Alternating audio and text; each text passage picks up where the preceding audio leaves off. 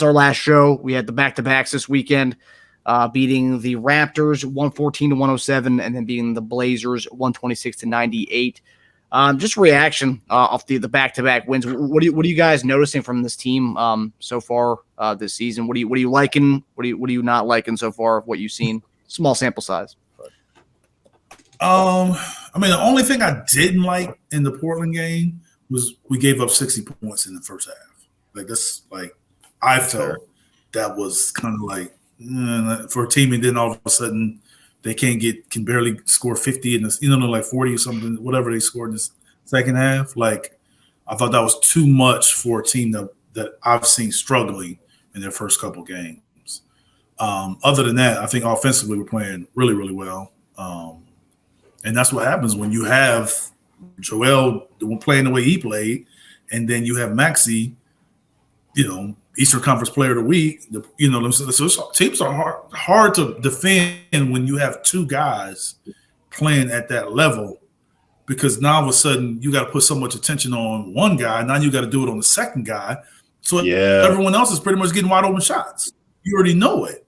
So you got to kind of choose who you want to shoot and try to force their offense into certain guys shooting it, but you can't always execute that. You need certain defenders and certain type of players and certain system and role in order to make that happen. So I think, offensively playing really well, defensively playing well, and I think in spurts. I think we have some times where we like that first half in Portland and the end of the game in Milwaukee at times. But I think what we're doing now, we're still playing like we're one of the top teams in the Eastern Conference, and that's ultimately what you want.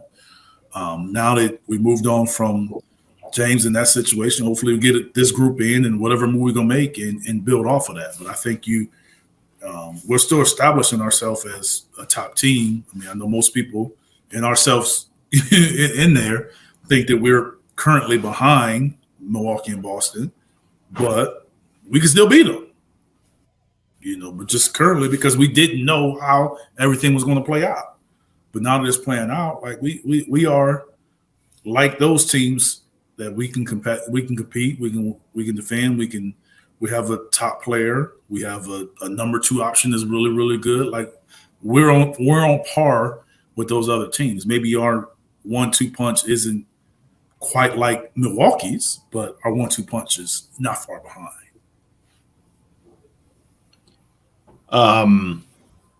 So remember that third quarter stat from last year? We lose every single third quarter, the third quarter curse. Yeah, exactly. Total opposite. We're winning third quarters by an average of 9 points every game. We've won every second half this year so far. 3 games. As far as some other small takeaways, I noticed. Love the 19-3 assist to turnover ratio Maxey has. Can't ask for much better than that. 20 rebounds in 3 games for Maxey. Also, I was not expecting that. Melton, despite 2 really poor shooting performances, averaging 5 assists per game. So that also helps up the playmaking aspect. And almost 2 steals a game, which it's also great. So it's good that he can contribute in other ways when his shot's not falling. And B, we talked about this, 7 assists per game, 3 blocks per game.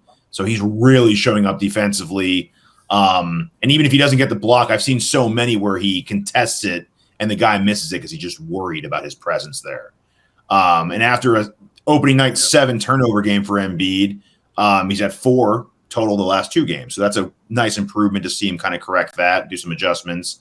As much as I like Maxey's rebounding, Harris's rebounding is a little lower than I like, averaging 5 a game just out of the gate. It's a little too low for me, especially if Embiid isn't grabbing 15 rebounds in a game. We're going to get beat pretty bad off the boards. Harris's offensive numbers overall are pretty good on limited shots. He's averaging 20 per game on 10 shots per game to open up the season. I mean, he's shooting 6 of 11 from 3. He's incredibly efficient right now. I hope that continues. And Oubre, obviously, hitting double figures each game. And active hands, 2 steals per game as well. I mean, the group has played so well together as far as the chemistry they're showing so early on.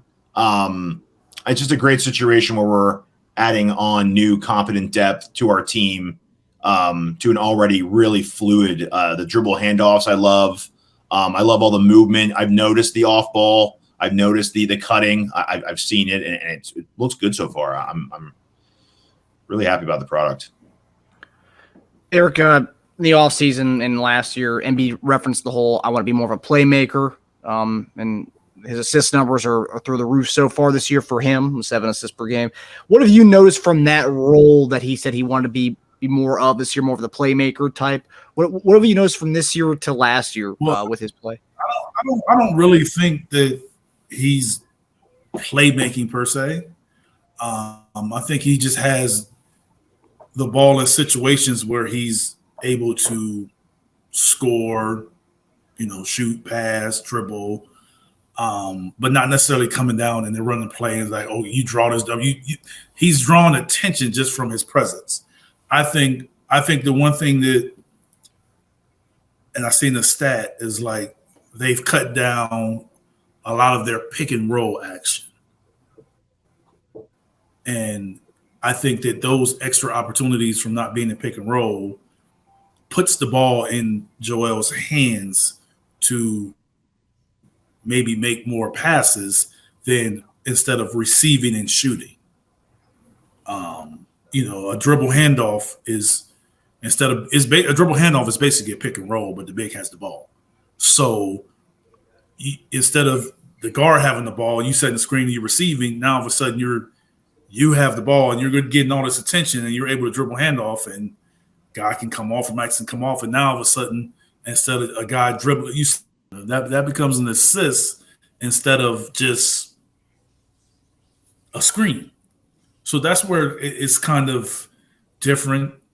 And from that aspect, and that's how your assist increase. So I think the fewer pick and rolls, like true pick and rolls, I think has helped from that standpoint. But I still want to see how they're going to figure out how to get Melton more involved. The other spot that PJ was in, I still think that player is going to be ultimately a corner 3 guy, whoever they choose to be. But I think Melton is a guy that, because Maxi's numbers are up, but we still lost a guy that averaged 20 and 10. You know what I'm saying? Like, we still lost that guy. So you can feel however you want to feel about him. He did average 20 and 11 with us, or whatever it was, 20 and 11 on the team that had the 3rd best record in the league. So I think at the end of the day, when it's all said and done, as the season goes on and things happen, that we're going to have to make that up somewhere.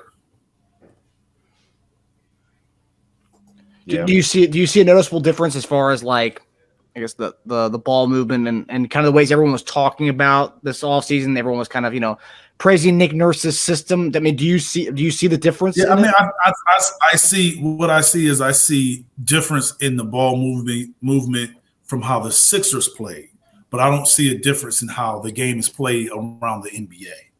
I think it's very similar to the way other teams played and have played and are playing. So I don't think it's an inventive system that it's just the Sixers running this system. It's a system that when I was in the G League, the Mavericks was doing the same thing. So it's very similar to that. Right. It's just different from what the Sixers were doing. Gotcha. Yeah, different. He didn't invent it, is what you're saying. Yes. I mean, it's like, yes. I mean, it's not a system that wasn't already in the league. They're not doing anything that I hadn't already seen. I just haven't seen it. You just haven't seen the Sixers do it. They were just more of pick and roll, throw it to a guy. Like, they was just more different structure. Jump to Joel. Yeah, it was different structure on how to get there. But like I always told you guys, no matter whatever actually you do, you're still trying to do the same things. ISO, post up, pick and roll. You can call it pick and roll. DHOs, they're all the same. You're all trying to get to that same spot, no matter how you run your offense.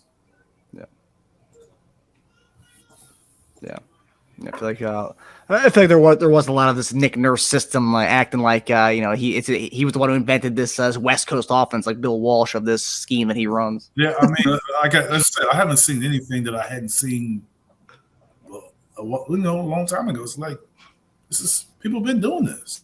offense. Mm-hmm. Some teams you kind of their top player is so good and so ball dominant that you kind of get stuck. Just basically everything's played off of them. But if you go and you watch some other teams, I mean, Golden State's been moving without the ball. They've been doing this type of stuff that we're doing for the last 8 years, ever since they start winning. Yeah. Well, start winning championships. I'm sorry, they were winning. Yeah. Yeah. Competitive. Mm-hmm. Yeah.